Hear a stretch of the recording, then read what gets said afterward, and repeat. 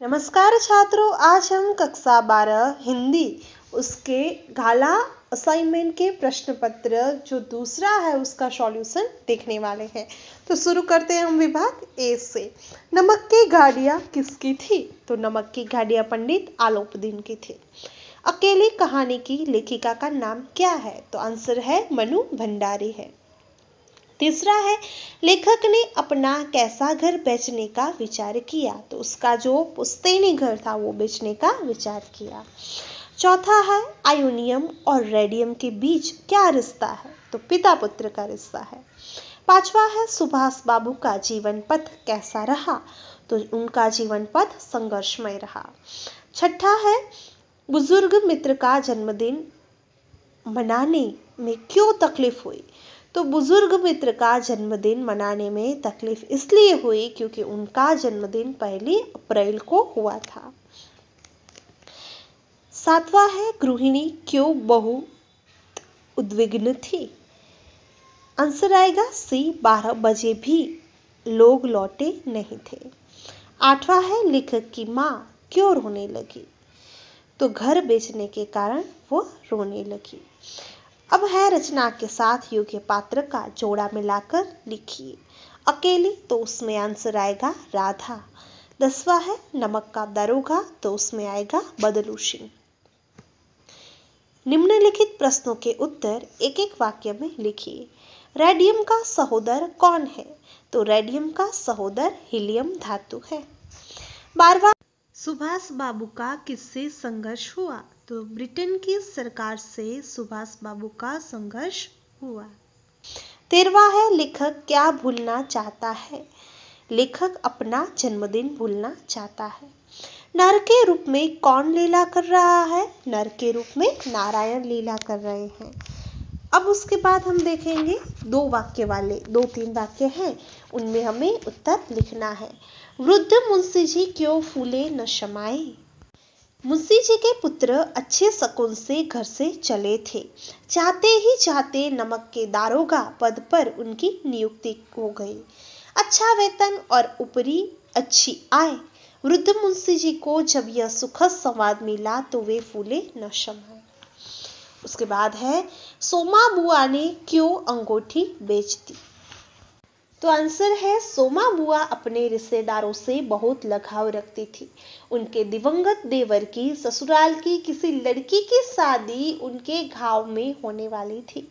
सोमा बुआ का मानना था कि देवर के मरने के बाद भले उनसे संबंध न रहा हो पर लड़की वाले संबंधी ठहरे, इसलिए समधी जो है तो उनकी लड़की को कुछ देना उनका फर्ज है। घर में पैसे थे नहीं, यह अंगूठी उनके मृत बेटे की निशानी थी। उन्होंने यह अंगूठी बेचकर लड़की को उपहार देना तय किया, इसलिए सोमा बुआ ने अंगूठी बेच दी।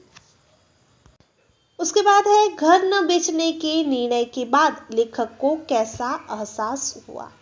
घर बेचने के निर्णय को लेकर लेखक की मां भावुक हो जाने के बाद घर अभी न बेचने का निर्णय किया गया।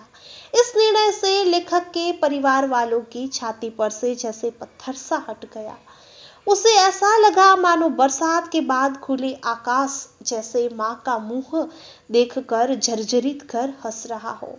सभी को अदृष्ट गृह देवता की प्रसन्नता का स्पर्श हुआ। अब हम देखेंगे 18वां, अनंत शून्य में रेडियम की स्थिति क्या थी? आंसर है, रेडियम अनंत शून्य में अकेला और निराधार था। वह अनंत शून्य में बहुत वर्षों तक इधर उधर घूमता रहा। 19वां है, सुभाष बाबू अज्ञात लोक के यात्री में से किस लोक के यात्री हो गए? उत्तर है, सुभाष बाबू अज्ञात लोक के यात्री में से अनंत लोक के यात्री हो गए। अब है, निम्नलिखित प्रश्नों में से किसी एक का उत्तर 7-8 वाक्यों में लिखिए। 20वां है, लेखक के जन्मदिन की योजना अधूरी क्यों रह गई? उत्तर है, कुछ लोग लेखक के जन्मदिन पर उनका अभिनंदन करना चाहते थे। लेखक ने उनसे पूछा कि वे उन्हें सिर्फ अभिनंदन पत्र और प्रशंसा देंगे या और कुछ। उन्होंने जवाब दिया कि वे द्रव्य संग्रह करके उन्हें थैली देंगे। लेखक ने उनसे कहा, अधिक से अधिक पैसा एकत्र कीजिए, इसमें मैं 25% आपका, बाकी मेरा। अभिनंदन करने वालों को लेखक की यह बात अपमानजनक लग गई। वे लोग पीछे हट गए, इसलिए लेखक के जन्मदिन की योजना अधूरी रह गई। मेरे राम का मुकुट भीग रहा है, ऐसा लेखक क्यों कहते हैं? लेखक के एक चिरंजीव और उनकी एक मेहमान लड़की एक संगीत कार्यक्रम में रात के 9 बजे घर से गए थे। वे रात के 12 बजे तक भी नहीं लौटे। इस बीच जोर की बारिश भी आ गई। आजकल की असुरक्षित स्थिति का ध्यान करके लेखक के मन में यह पंक्ति कौंधती है और उन्हें दुश्चिंता होती है कि उन दोनों पर जाने क्या बीत रही होगी, वे जाने किस स्थिति में होंगे। तो आशा है कि आपको ये सॉल्यूशन है वो उपयोगी साबित होगा। इससे पहले हमने प्रश्न पत्र 1 से लेकर 6 तक विभाग सी के जो सॉल्यूशन थे ग्रामर के, वो पूरे अगले वीडियो में दे दिए हैं। अगर आपने ना देखा हो तो नीचे दिया गया हुआ डिस्क्रिप्शन बॉक्स है, उसमें लिंक हमने दी है। So wish you all the best, like share and subscribe. Bye.